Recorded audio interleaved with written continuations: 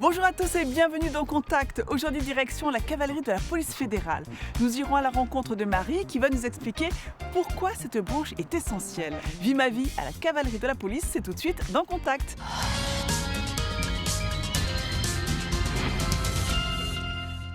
Je m'appelle Marie Letté, je suis policière depuis 18 ans maintenant. Si je cumule 12 ans d'expérience dans l'unité cavalerie, je vous présente Rêve qui va nous accompagner en mission aujourd'hui. Dans les missions, on a tout ce qui est mission opérationnelle, tout ce qui est maintien de l'ordre, les patrouilles de sécurisation. On a également des missions protocolaires, ce sont les escortes royales, tout ce qui est mission de relations publiques. Voilà, c'est assez varié. Pour le début de la mission, on commence par curer les pieds du cheval et vérifier que tout soit en ordre à ce niveau-là. Voilà, le cheval est prêt à être transporté. On va pouvoir aller vers le trailer. Donc ici, on va embarquer le cheval pour le transport.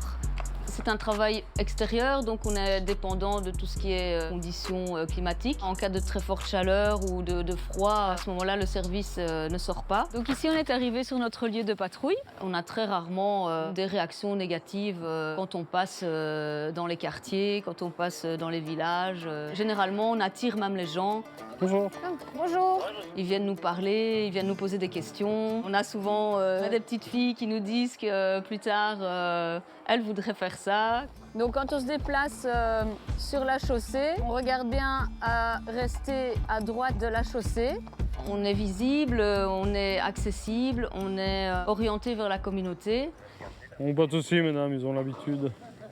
Dans les zones à risque, on est beaucoup plus exposé qu'un policier qui est en véhicule. On est plus haut aussi, on se déplace lentement. Voilà, donc ici on constate que les véhicules ralentissent vraiment lors du croisement. Donc les gens ont parfois tendance à rouler trop vite quand ils croisent ou qu'ils dépassent un animal. Le cheval de nature a un instinct de fuite et donc il faut pouvoir anticiper tout ça. Ce qui est important aussi, c'est qu'ils respectent une distance raisonnable en dépassant les chevaux sur la voie publique. Là, ici, on se décale un peu pour dégager un peu la circulation. Lorsqu'on change de direction sur la voie publique, à ce moment-là, on est obligé de l'indiquer aux autres usagers de la route. Comme les cyclistes, on utilise le bras. Nathalie part à la rencontre de Marie pour en savoir plus sur son cheval et leur travail ensemble. Bonjour Marie. Bonjour. Il est chouette votre bureau. Effectivement, c'est vrai que c'est idéal. Que doit-on faire pour rejoindre la cavalerie de la police? Alors en tant que cavalier, on demande au minimum un niveau premier degré. Si la personne veut rentrer en tant qu'externe, elle va d'abord faire 1 an en académie de police et puis seulement elle peut rentrer à l'unité et commencer sa formation de policier à cheval. Est-ce que vous avez chacun votre propre cheval? Il faut d'abord s'habituer un peu à tous les chevaux. Une fois que les chevaux sont disponibles, on peut porter sa candidature sur le cheval. Si c'est positif, on a notre cheval attribué. On a une confiance qui se construit et ça fait une complicité sur le terrain qui permet un meilleur travail en binôme. Est-ce qu'il suit une formation en particulier? Les chevaux qui rentrent chez nous suivent une formation de plus ou moins 1 année. Au terme de cette formation spécifique, on a des chevaux qui sont entraînés, adaptés aux missions opérationnelles sur le terrain. Merci beaucoup Marie, bonne patrouille alors. Je t'en prie, avec plaisir. Et bonne promenade. Au revoir. Au revoir. Avant de nous quitter, Marie a un dernier conseil.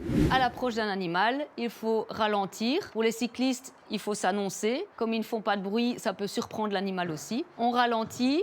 On prend une distance raisonnable. On prend aussi la précaution de s'arrêter si l'animal montre des signes de frayeur. Et au besoin, on coupe le moteur pour les véhicules motorisés. Contact, c'est terminé pour aujourd'hui. Restez informés de notre actualité grâce à notre site web ou encore l'application RTBF Actu. À la semaine prochaine et d'ici là, bonne route.